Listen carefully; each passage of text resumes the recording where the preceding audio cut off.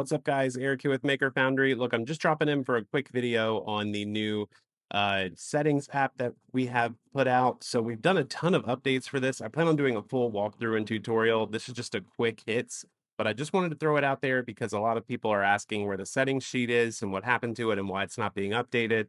And the answer is because we put it all into a web app. So when you come in, you're going to go to settings.makerfoundrycode.com and then you're going to go through the sign up flow. It's completely free. There's no charge to have access to this.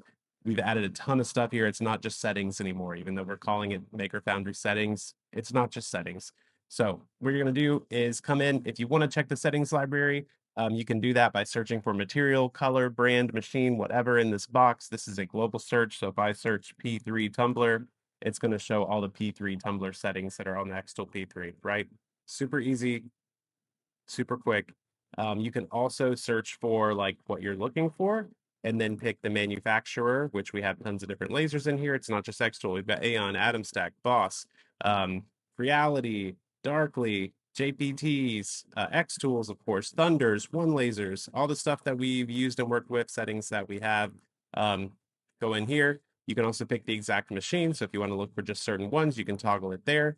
And then, of course, laser type, operation, surface, all this stuff is stuff you can search for. When you find a setting that you like, let's just search Tumbler P3 again, and we'll kind of show you what that looks like if you open one.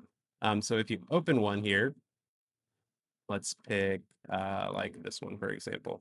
So if you open a setting, you've got a ton of context now. So you can download this setting straight as a JSON file that's going to import into your xTool software. You can download it as a Lightburn export. There are notes. You can have more powder-coated tumbler settings here. So if you have the same material, but you see other different engraving settings, they may have different notes on them. For example, some may be tapered, some may not be tapered, is my guess on these. It's also going to have the provenance of the setting. So where did we get this from? Where did it come from? This is a Maker Foundry official setting, and this is a public license. So you can share the setting, you can do whatever you want with it. There's no licensing on any of the settings that we have here. They're factual, copy away.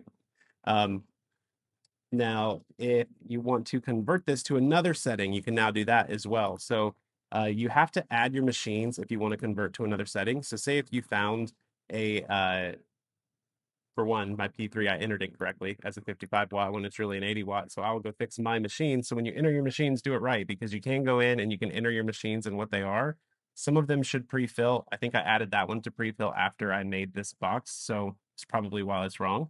But you can go in and you can change your machines around. So I can go to my machines and you can convert it to different things that are the same technology. So you can't convert diode to CO2 or CO2 to fiber or fiber to diode or UV. But if you have a fiber and it's a, say you're using a 20 watt fiber, but you can only find a setting for the 60 watt fiber, it'll give you an estimate on how to convert that. So there's a laser converter in here. So what I'm going to do is go ahead and edit my P3 to make sure it shows up as an 80 watt. If I repick the P3, it may autofill now. Perfect, there it goes. So yeah, my catalog autofill was just off. So when you pick certain ones it knows, it'll fix it. So now my P3 is corrected to an 80 watt. So we're good to go. But if I wanted to convert that for my P2S, I could, right? So that's all in every setting page. You have all of those options. You can favorite the setting. So if I just go back to this setting here, you can save it, and you can also save a private copy. So you can save a private copy of the setting. It goes into your own favorite settings, and then you can edit the setting and leave your own notes, and it won't be shared with everyone. It's only visible to you. You can also upload photos. Anyone can contribute to this. So if you go to the add a setting workflow, you can actually submit a setting to the database. You just use the submit button right here, and you can type in all this stuff. You can attach a photo if you want, with a test grid photo or an actual engraving photo. You can upload your whole library at once if you like.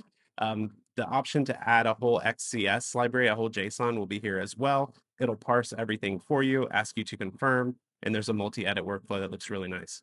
Now, getting out of settings for a minute, because I know that that's a lot and you can do a ton here. I wanted to talk about real quickly some of the other things. So we have a planner built in. So you can come in and you can design, these are just tests that I put in here when I was testing things.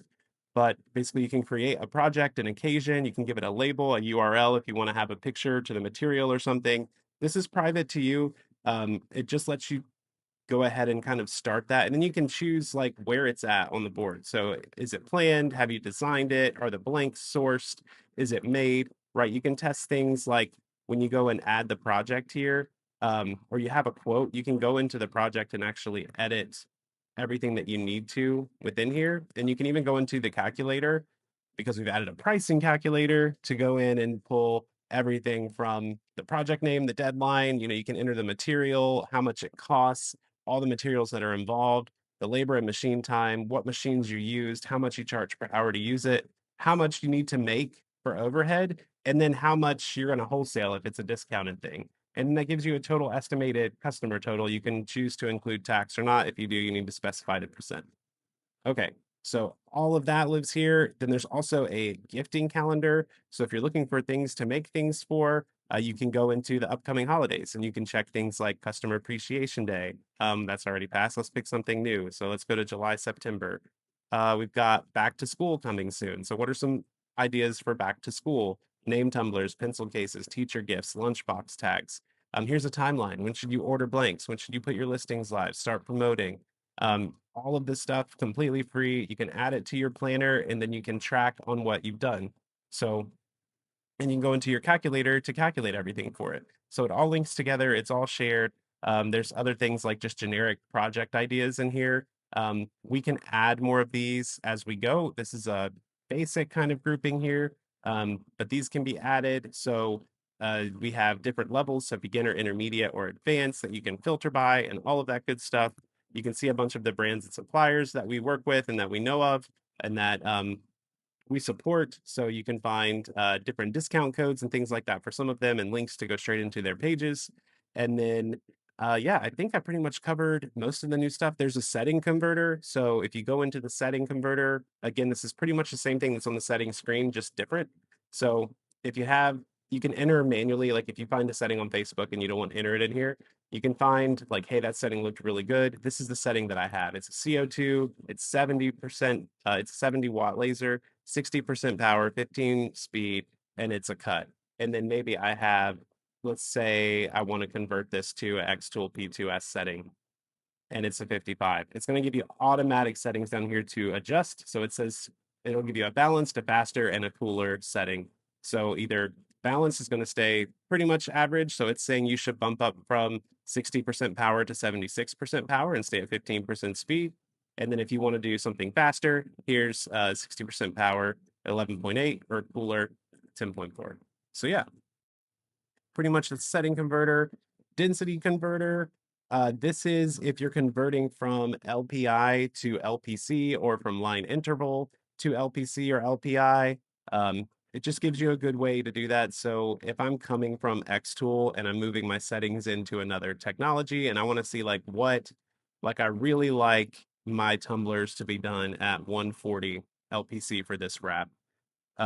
What do I need to do that in Lightburn as my interval? It'd be about 0.07. So there you go. 0.07 is about equal to 140. There is equal to 140 lines per centimeter, and you should get pretty much the same resolution out of that.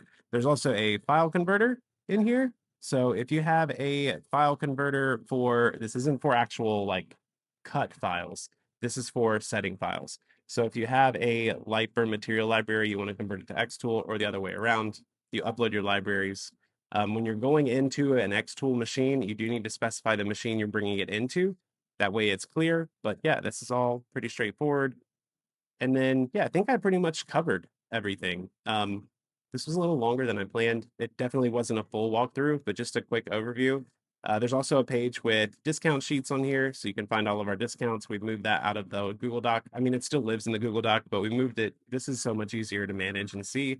And then, of course, there's links to our store and yeah, ideas, vendors, all that stuff lives here. So if you have any questions, let me know. We think we built something pretty cool. Again, it is completely free.